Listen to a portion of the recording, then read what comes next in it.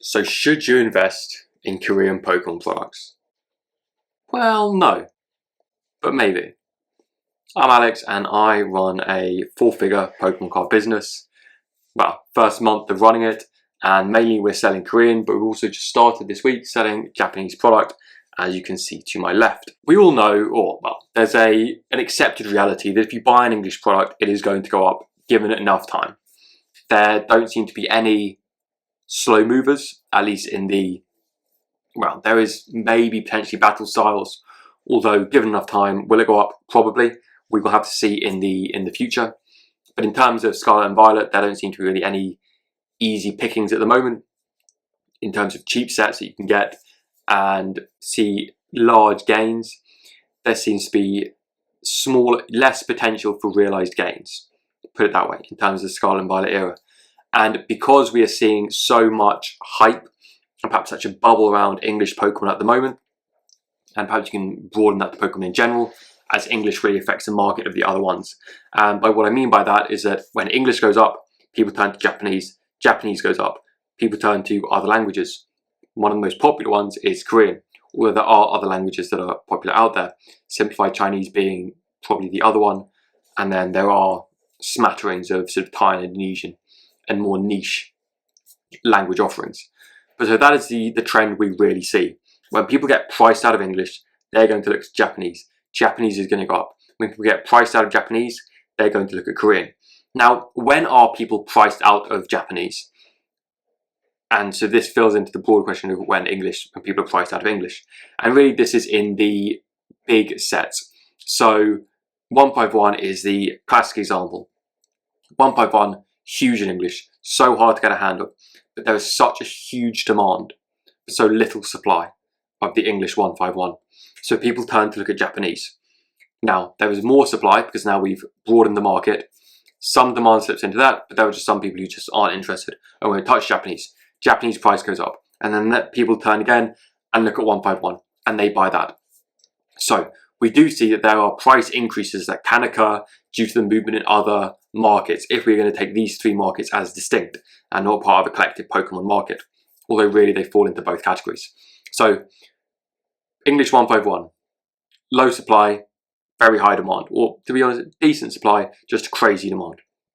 People move to the Japanese market, good supply, reprint coming up, huge demand for it, so still it drives up the price, and that pulls up Korean.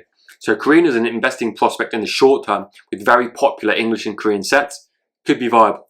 So a potential scenario that could take place in the near future could be with Terrestrial Festival, but we will need to see what happens in terms of the Japanese market. Is it going crazy high? In which case we could see an increased demand in Korean from people who normally wouldn't be when it comes to just regular sets. And we also need to see what happens with prismatic evolutions, although it looks to that would be crazy. However, there is the caveat of the increased accessibility of God packs, so increased card accessibility. However, there is still a cohort of people who are just interested in ripping packs.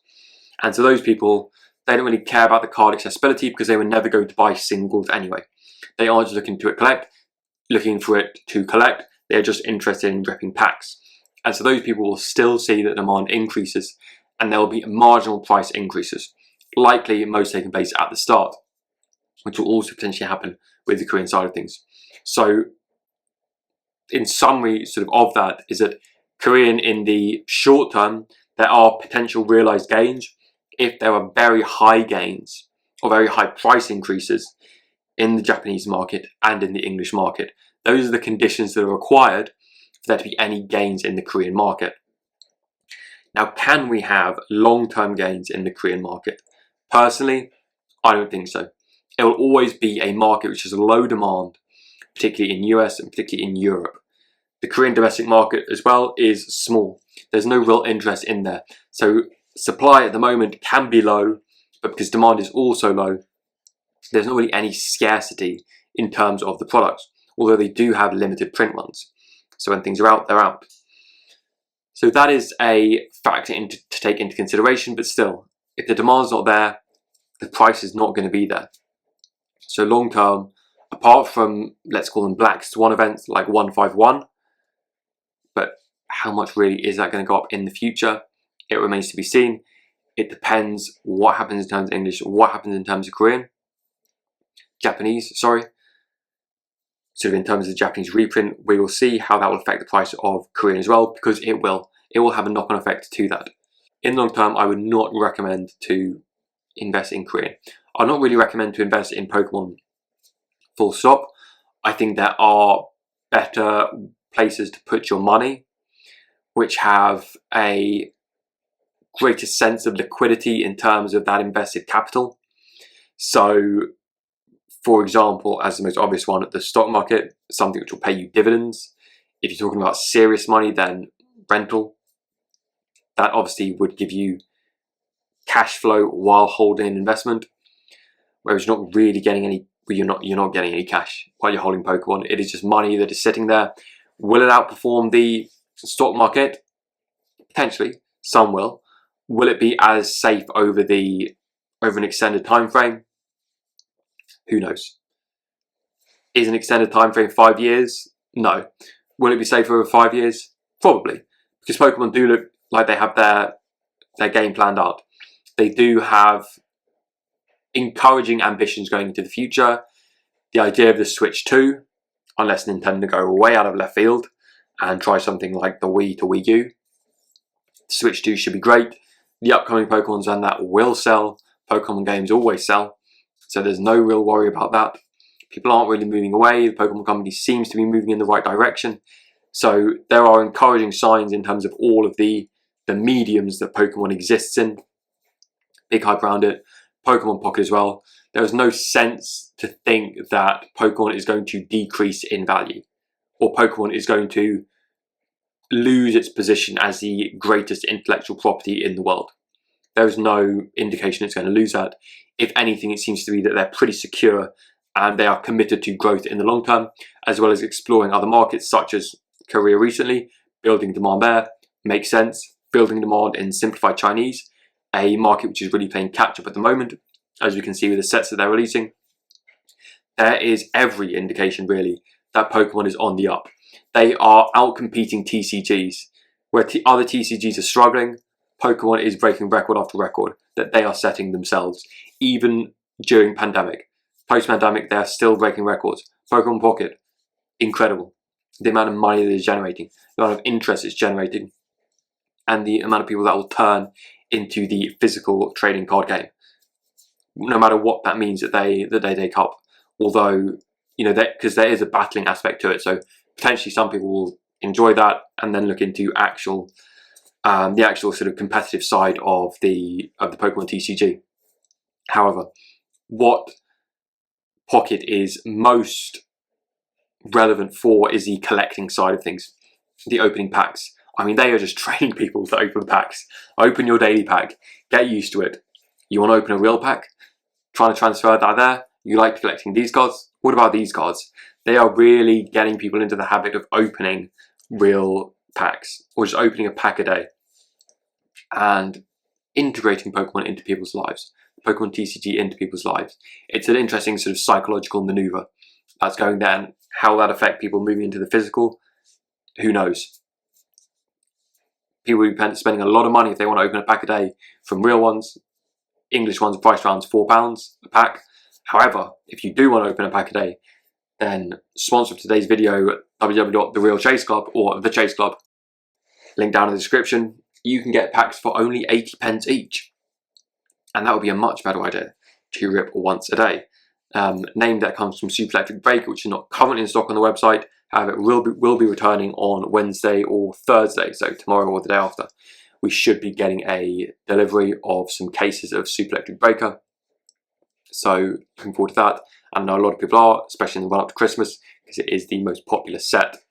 So the long-term future of Pokemon and the stability of sets, and really when we're talking about that, we're talking about, will there be demand for it in the future? Because you can have a price, but you need a buyer. So will there be demand? Will there be buyers in the future? Will there be new people entering into the hobby? Yes. 5 years? Certainly. 10 years? I'll be pretty confident to say yes. 15, 20 years? 15 years, I'd say there's a good chance. 20 years? Who knows? It's a long way in the future. So, will Pokemon hold value?